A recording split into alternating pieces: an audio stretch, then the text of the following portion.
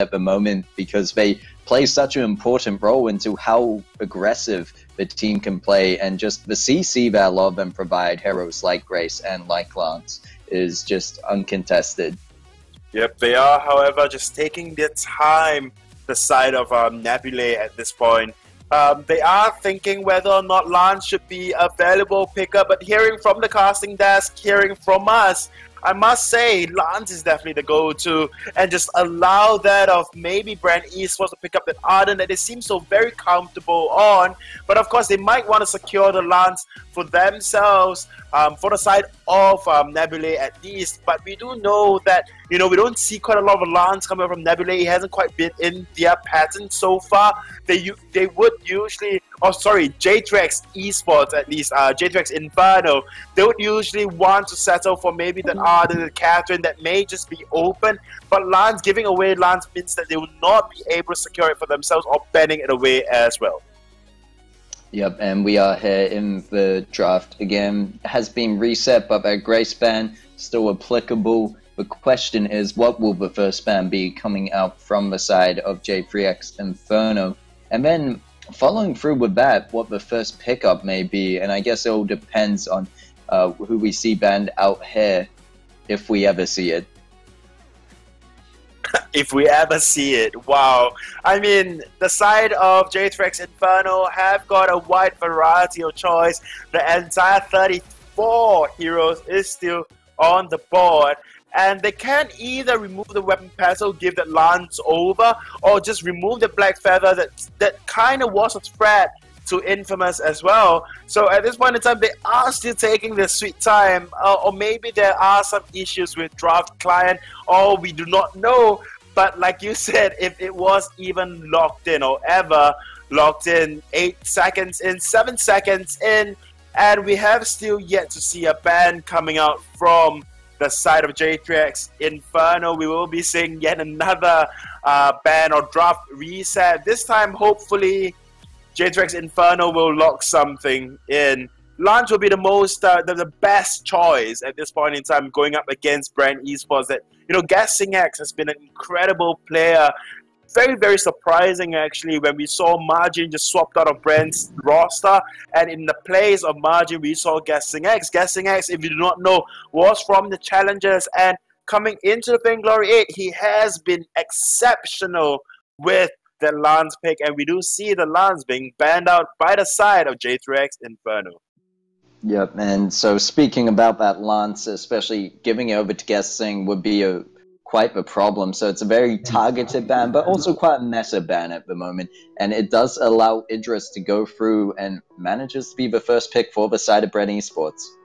Yep, I mean, Idris, very, very strong pickup as well, has been banned all throughout whenever Bren Esports plays. So able to pick it up for themselves definitely would be a good choice for them, or maybe Mr. Jimmy is just so very comfortable. But in order to counter, the side of J3X Inferno can easily pick up the Glaive and just counter. However, we will be seeing that of Lyra being picked out, so maybe they want to ban out a mage at this point in time, or maybe even Sky or Petal, but they will ban out that of Taka. They are obviously playing into the hands of the side of Bren Esports, if to say the least, because we saw Sync1 on that Sky and played quite well. However, Bren Esports will just remove that Celeste. Very likely will pick up that weapon petal for themselves.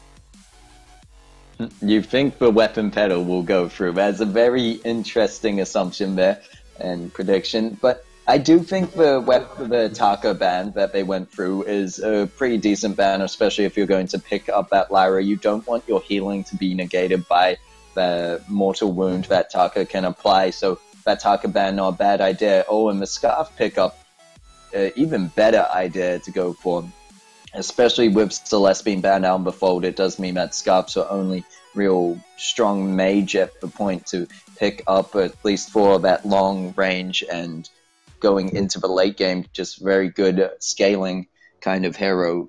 I think it's a good pick. Scarf not getting banned out in any of the slots there, so no question about it. The only thing that I do worry about is the Lyra pickup overall in case of Idris just being able to make it through to the backline. I understand with Bright Bulwark you'll be able to shut down the Shroud step from Idris onto Scarf, but it's really isn't worth it that much to go for the Lyra when there were so many other roamers still available. And they're going to allow the Arden and Weapon Power Pedal into the hands of Bren Esports.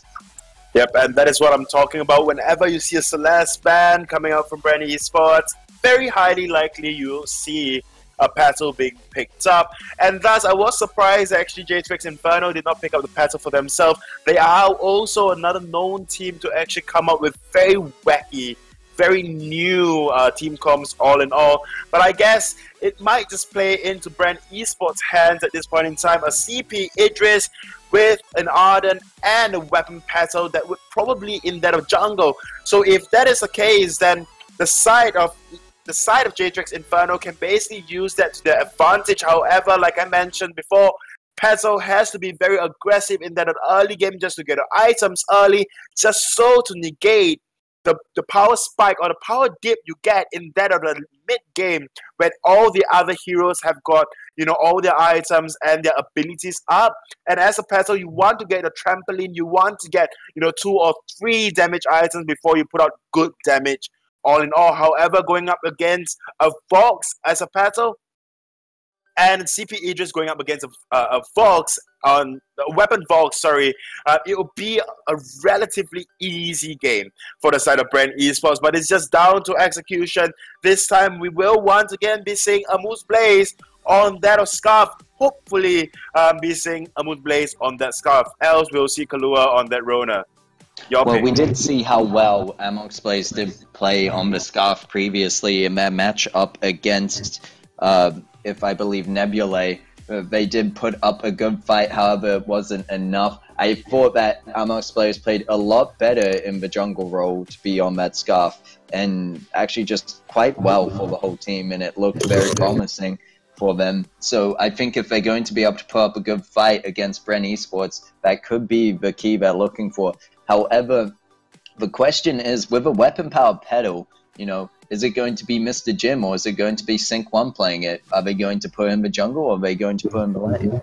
I think there is only one place to put this Petal at this point in time, and that would be in that of jungle on Sync 1. Only reason being, and Idris shouldn't really quite be in that of jungle, since you really need, you know, those items to just progress and get your divergent path unlocked, and you don't quite need those levels per se. But I guess we saw a bit of miscommunication there, because that's correct. Both of them can play that Petal. I'm sure you saw that as well, Luxuria. Yep, I did see that. Both of them really vying for that Weapon Petal at this point in time. But one of you guys still have to go for that Idris, if anything. But all in all, I personally think that Idris should be in lane running that CP Idris, and then of course you have Weapon Petal in the jungle. Although we saw in one match, when Weapon Petal is placed in the jungle, you don't quite have enough gold to achieve all your items in a stipulated amount of time, just so to negate that mid-game level deep that you actually get. And so it is just down to execution and whether or not Bren Esports can push their advantage all in all. Yeah, and I think that's a lot better to, at least what we've seen indicated, Mr. Jim picking up that Idris. I think he will play that a lot better, especially in lane, as you mentioned, more than likely. But with having the Petal in the jungle means they're more than likely to go up against the Scarf. And I'm not sure whether that's going to shut them down fairly hard. As you mentioned, early game, this Petal is going to have quite a tough time against a Scarf who can just destroy all the minions with a single Dragon's Breath, with a single Spitfire. Well, I mean, single Dragon's Breath as well, but all in all, I don't think a Moose Blaze plays too aggressively for that to, you know, work at all. But we do see, though, Bren Esports very aggressive in terms of their maneuvers. They are going in and going in very, very deep through the top brush, through the bottom brush, through every brush they can get. But Kulua in that, oh, they are going to push this out. They are doing the sentry rotation-esque.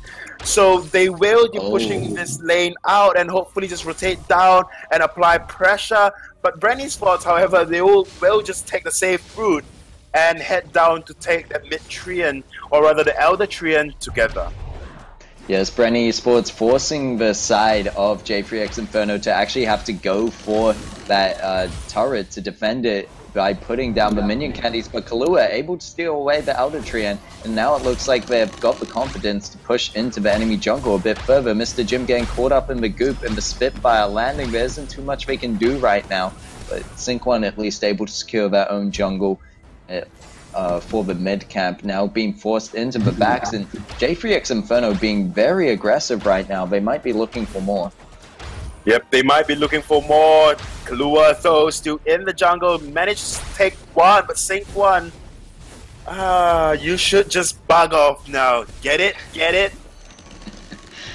Yes, Sync1 should definitely run away at this point in time. They're taking a fair bit of damage and just forced to back in the end, losing out a lot of time that could be used to either out-rotate the enemy and go for their backs, or just be able to be doing better things with your time. Because meanwhile, we see up in lane, Nightbimbim doing a great job on his own to keep away the team of Bren Esports, and now the siege coming out from the side of J3X Inferno. They should be able to take this first turret in that first push. 2 minutes 16 in, and they get the first turret. That's just the power of Scarf mostly, and the siege potential behind that. But of course, Nightbimbim doing a great job up in the lane up until that point.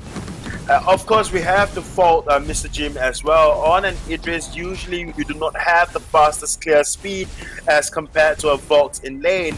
And with Kulua and the sustain as well, it will be difficult to try to push your wave against Nightbimbim on this Vox. So, but overall, very, very well played coming out from J3X Inferno, getting the turret just mere 2 minutes in, and definitely with that amount of pressure and that early gold lead, right? I mean, even looking now, they are sitting at, say, close to 2k gold lead for the side of J3X Inferno, definitely beating well for them. So yeah, they are doing well, and it is very good to have such an early gold lead and for it to be that much at this stage of the game, and it does strike well for the side of J3X Inferno as they push in further. I mean, Nightbimbim already sitting on that poison shiv with his first item. Meanwhile, Mr. Jim, he's not really looking close to anything at this point, just a bit all over the board with everything else. And Sync1, to say the least, is still fairly behind on AMs, although they have a fair amount of gold in that pocket for when they go and shop. It just shows that right now how far ahead J3X Inferno have got themselves, and this could be the key to shutting down the weapon power pedal comp. Yep, I mean, aggression, aggression, aggression. As long as you can out-aggress that of the weapon battle, you can definitely shut him down. Once again, J3X Inferno just diving in very, very deep into the jungle of Bren Esports. And Sync1, you better just bug pedal off. If not, then Guessing X. Yep, Guessing X does take a lot of damage. They're forced to go back to base, and good rotations coming out from Mr. Jim. Meanwhile, taking this opportunity to go deep into the enemy jungle as they stole away the back. So not letting them go, not letting them get away with everything and come out empty-handed from that situation. And Mr. Jim actually taking a smart back position by going up to the less common one rather than just behind the Crystal Sentry, went up behind where the healing triage was. Yep, but all together, I mean, that 2 backs would not quite hurt Inferno. All in all, it was just 87 gold. But we do see, though, Nightbimbim being very aggressive in terms of positioning, and will just back off in the end, meeting all 3 members of Bren Esports, Sync1 very, very low.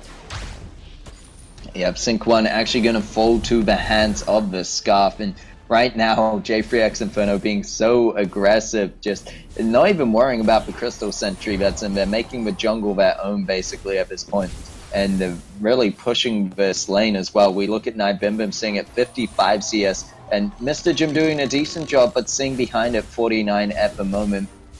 And they're going to get so much more for it as they push into the backs. And really where it's hurting the most for the side of Bren Esports is definitely for Pedal, who's sitting back at 13 CS. Meanwhile, Scarf ahead at 26 is helping them out so much more. They have their Frostburn already, and they're going to get a lot more arms out of this one. Probably looking for Eve next, and they'll be able to pick up a Heavy Prism, no doubt.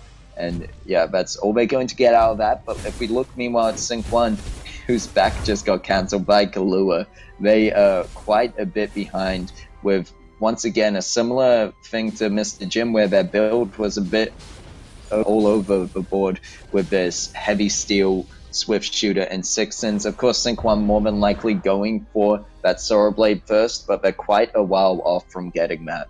Yep, quite a while indeed. But Bim manages to clear the entire jungle of or rather not Bren Esports, but J3X Inferno, and they will be going in looking for a fight with that infusion on Bim on that, folks. Oh, the amount of damage on the Scarf though, Guessing X better be careful. Yep, and we'll see that it looks like Inferno going to be putting down a lot of pressure once again. Guessing in the front line is tanking up a lot of it, but Sync 1 can't do the same. He's quite squishy at the moment with only an O-card for defense. There's going to be Kahlua going over the wall with Divine Intervention into the Bright Bulwark, trying to catch out Guessing, but it's not going to be enough. Meanwhile, Mr. Jim trying to do what they can, but they haven't built up the damage they need on this CP Idris, and we'll see that Inferno actually able to push away, get the Crystal Sentry, and turn this fight around, almost catching Guessing out, but not quite. Amok's Blaze now needing to be careful as they're fairly low in health, but Kahlua is still up, and they should have that Imperial Sigil available in a few seconds. However, Amok's Blaze just deciding to go back to base, and Bim going to use that to heal up and escape. Yep, Bim, or rather the entirety of J3X Inferno, so relentless with their push and so very aggressive in this early game, just starting to push. But Bren Esports may just find a footing once Mr. Jim gets maybe another item, because, I mean, all in all, we are seeing a lot of aggression coming out from the side of J3X Inferno. But what we are not seeing is their ability to push whatsoever, right? So they are giving breathing space to Mr. Jim on that CP Idris. However, with Mr. Jim having to take the farm of Sync 1, means that Sync 1 cannot quite finish that Tornado Trigger, if not, and Tyrant's Monaco needed to put out that extra damage in that mid-game. And instead of J3X Inferno, they are going for the gold mine, oblivious to the side of Bren Esports. Yeah, and that's just the siege coming out from the Scarf and how easy it is to take objectives when you have a Scarf on that team. And to finish it off, they have the box as well, so it's going to be such great sustain into the late game for the whole team. But Amok's Blaze, once again, taking a fair amount of damage, but able to escape. Meanwhile, there's the Gauntlet being used on the side of Bren Esports. It does catch out Bim, but was used in defense, so now they're going to have to run for it. And there's the Dragon's Breath coming out. Can they catch up? There's going to be the Shimmer Strike onto Guessing, just so Mr. Jim can get out of it. But now they have to hold this turret, or try their best to. You can see slowly after picking up that second Heavy Prism that Mr. Jim's CP Chakram's doing a lot more damage to Amok's Blaze, but it's not going to be enough, is it? No, it doesn't look like it will. Pedal will be the one to fall when Mr. Jim forced back, needs to go back to that base. Wow, okay, Amok's Blaze getting caught out by the turret. Kill credit going over to Sync 1. Yep, that will be good gold going over to Sync 1. No doubt it will not be like a shutdown 600 gold, but every gold for the side of Bren Esports now have to count for something. The side of J3X Inferno definitely looking very strong, very aggressive as compared to when they were up against Nebulae. When they were up against Nebulae, they were looking relatively shaky, all in all. But I must say, maybe in the next game itself, we might see the side of Bren Esports just banning out the Scarf for once and just go with, Scarf and the Celeste ban. Scarf looking to just constantly shut down, able to shut down Sync 1 on that battle for a lot of games now. Yeah, that could be the case, and not a bad idea for the side of Bren Esports to do into the next match, because really letting it go through is just too much. And I think that when it comes to the bans, if you're trying to focus out these caster heroes, you can only ban one away if you're not expecting the enemy to ban the other. And we see that Sync1 taking a fair amount of damage, but I do think that it's really the case to shutting down this pedal a lot of the time, that if pedal isn't able to get where they need to in the early game, it kind of makes it even harder into the mid game, where you said pedal starts to fall off. I mean, how is pedal supposed to even make it to the late game at that point? And the powerhouse that we saw Bren Esports being yesterday, and even at the start of today, it's just a bit of a different story now, as we see Inferno pushing through them with ease, taking out the Arden, followed up by the Idris, and they're chasing Sync1 back into their base at this point. And just to say that 11 minutes in, the fact that Bren Esports are already back at that anchor turret, and it could be less than that if they're not able to stop the push coming in from J3X Inferno. Looks like they will be able to. Kahlua tanking up a bit too many shots from that turret, has to back off for now. Yep, has to back off, but the next best option will be that of Goldmine, which is open for the taking. However, Chakram may just be able to secure and steal it away from the side of J3X Inferno. They will shop up, they will get infusions, and they will be looking another fight. Yep, Nibim applying a lot of pressure. Give them the speed boost again. Bright Bulwark used to keep them close, but Sync1 hasn't used that trampoline just yet. Uses it now to get away from the fight, and there's going to be the gauntlet to push away the team of J3X Inferno. But that's all it can be used for right now. Guessing not using those gauntlets offensively, just using them defensively. And a great Spitfire making its way onto the backline to pick up the kill onto Pedal, and they follow up with the kill onto the Idris. This is surely going to go down. The anchor turret falls for the side of Bren Esports, and J3X Inferno push into the base. They might be looking for more. I mean, they've got the pedal. There's no one up on the enemy team to do so except Guest Sing, and he's not going to be enough. They're going to take the Arcane Passage out of the base and get out there alive. Oh wow, what aggressive, what aggressive. I want to say aggression and aggressive at the same time, and it came out with aggression. But Bren Esports will not go down without a fight, and will be coming back to hope for a return kill of some sort, since Amu's Blaze on that Scarf is relatively low on energy, could only afford that group as Spitfire 1, but that's about it. But what aggression coming out from Bren, or rather J3X Inferno right here, not allowing whatsoever for Mr. Jim and gang to even catch a breather. We saw the amount of aggression coming out of Nibim just going in for a 1v3, just trusting fully on Kahlua and the Imperial Sigil. However, the gold mine being taken now will be caught up by Gassing X, and maybe Gassing X can come in with a steal, but J3X Inferno will just back off to clear that lane. Yeah, and you can see that Bren just having a very tough time right now. I mean, they don't have much vision on the either, and that's going to hurt them even more, as it will allow J3X Inferno to take objectives that much easier. And when you look at the vision coming out from the side of J3X Inferno, it's just everywhere at this point, all over the jungle. And there's not much the side of Bren Esports can do about that. You see Guessing, he tries to push in to contest the gold mine, but Nibim just pushing him away instantly. I mean, at this point, 144 farm, over perfect CS, seeing at 13 minutes 56 in, and just has that Tornado trigger, Poison Ship, and Sorrow Blade is able to do so much work. Doesn't even have the breaking point, and just is able to put down so much damage on his own. But really, where the main source of damage for the side of J3X Inferno is on Amok's Blaze, as he manages to land the Goop and the Spitfire, but Guessing using the Gauntlet just to get into base. I mean, you're saving your life, but that Gauntlet is not going to be up for another 80 seconds. I'm not sure about that decision.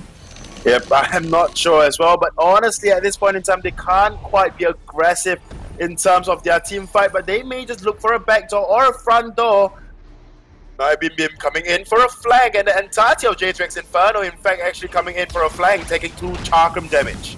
Yeah, well, they are going for the back door, but not on the base. They are backdooring Bren's whole entire team at this point, trying to find the way as they go in with that Imperial Sigil, but they don't manage to lock down anything. So although J3X Inferno have a lot of damage, they don't have much defense. As you can see, those CP Chakrams starting to hurt a bit more as Mr. Jim making his way into the late game. He does have the alternating current, Shatter Glass, and Broken Myth, but I'm not sure how it stacks up as opposed to Nibim, the opposing laner, already with a lot more in terms of items overall, because he has the tear-free defense as well as free tear-free attack items.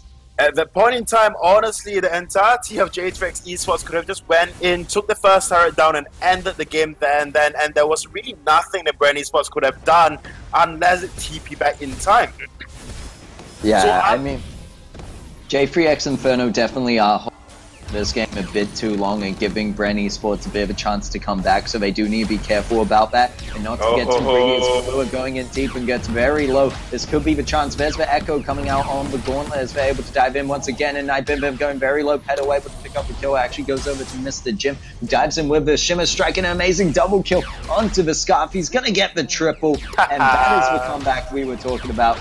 And as you mentioned, why the side of J3X Inferno should have just finished it sooner, instead letting it go on this long, providing the opportunity to Bren Esports, and they're going to be able to take the Kraken and a turret with that. They should be able to push into the base, and this could just be what they need to make the comeback. I mean, before that fight, it was Bren Esports singing about 27k, while the side of or 28k, while the side of the J3X Inferno were seeing about 38k. So they had that 10k gold lead. It looked like it could be the chance, but we'll have to leave it up to J3X to see if they can make anything happen here, make up for their mistakes now that the Gauntlet isn't on the table, and they're going to push in, but Nightbim taking a lot of damage on that backline. And it looks like Petal, Sync 1 trying to position themselves. Is going to get caught out with the Spitfire. And meanwhile, Mr. Jim on that Idris going to be able to take down the Vox, but needs to be careful to not get taken down himself if he falls here. And he does. Amok's Blaze going so very low, but there's going to be the Fountain to keep him alive. This means that I'm sure the side of J3X Inferno could finish it out with just the Scarf, but instead they're going to go and turn their attention to the Kraken, playing it quite safe towards this late game where they could just go into the enemy base at this point. Yep, it does boggles my mind as to why teams play so safely and just continuously giving the entirety of Bren Esports that opportunity to just come back and then, or rather stage a comeback and close your game out. Kraken is down to half health. Kraken push 2 turrets. That is 500 gold in exchange for 500 gold. So all is well and even. However, now, you know, when you get your items, start getting your items, and you have a gold lead, it would not matter even if you have 15k, 10k, you know, 20k gold lead. Once everyone is fully built, it would not matter whatsoever. And we see Sync 1 now having 3, or rather 2 full damage items working towards a Tyrant's Monaco. Requires about 200 more gold to complete it. And then we have Mr. Jim on that CP Idris, already 4 damage item and a reflex block as well. Be the fight that ends it all, depending on how it's played. You can see the Chakrams coming out, doing a fair amount of damage. They did manage to get the Imperial Sigil out of Kalu, and that could be the chance for them to go in. Great Gauntlet lands onto Amok's Blaze and Nightbim on the backline, and there's going to be the second Gauntlet going down to trap out Nightbim, and Amok's Blaze is the last one standing for J3X Inferno, and they're going to chase him down, chase him back towards the base. Unfortunately, Kraken not up once again, so Bren Esports are going to have to wait on that, but this is their opportunity to start making a comeback. And as you said before, once both the teams are fully built, you know, the gold lead, the gold difference doesn't matter at all. And we see that Bren Esports are going to push against this turret, but what can Amok's Blaze do on their own? They have very low defense, and it's going to show as Bren Esports allowed to pick up the ace with Kalua only 5 seconds away before that happened. And now those minions going to be able to push in, but they do get the turret damage, should fall fairly quickly. Now, I don't know why Kalu is putting that much aggression, but speaking of aggression, J3X Inferno, a team who played so aggressively throughout this match, and we thought that, you know, this really was the way to shut down the weapon power Petal. When it really counted, they have 1 turret left to push, and they didn't play aggressively, and that could be what loses them the game, but we will have to see. They still have good vision on this Kraken. They know it's being taken. They can see it clearly. Whether that vision's going to get spotted out is the question, because Vox making their way up around the top brush and Scarf soon to be joining the fight. There's going to be the wait for it to go in, and they could just focus on the Kraken at this point. Whichever team gets it is going to be so important, but it's going to go over to Bren Esports, and no one falls for them. I was sure Vox would be able to pick up a kill onto Bren Esports, but there's going to be Idris jumping in, taking out Lyra, the gauntlet going down. They're not going to find Scarf once again, but Scarf, all on his lonesome, has the whole team of Bren Esports to worry about and a Kraken. And this will be the perfect comeback for the side of Bren Esports. I must say the early aggression definitely worked in favor for the side of J3X Inferno, but they just couldn't close the game out, or rather when they thought it was time for them to close the game out, it was just a tad too late. Ooh, however, Amok's play is doing a lot of damage. They still need to be careful on the side of Bren Esports. Get too tunnel visioned onto these turrets, because Bim is back up on the fold, and they are alive and kicking, going in with the wait for it, trying to focus down Mr. Jim on the backline, but guessing jumping in with the Vanguard onto Mr. Jim to keep him alive, and it looks like Sync1 gonna get caught out alone. They just need to focus down the turrets, and it looks like Mr. Jim's going to do just that, leaving it up to Kraken, but the damage coming out from the side of J3X Inferno might be enough to keep it alive. There's a Vanguard onto Mr. Jim, trying to get the Chakram damage onto the turret. He managed to do so, and he's gonna go down, but there's going to be Guessing still on the fold, hitting away at this crystal, manages to get it. That's 10 to 10, and they was just GG, well played into the second match between J3X Inferno and, not the second match, in the first match between J3X Inferno and Bren Esports. What an exciting, I don't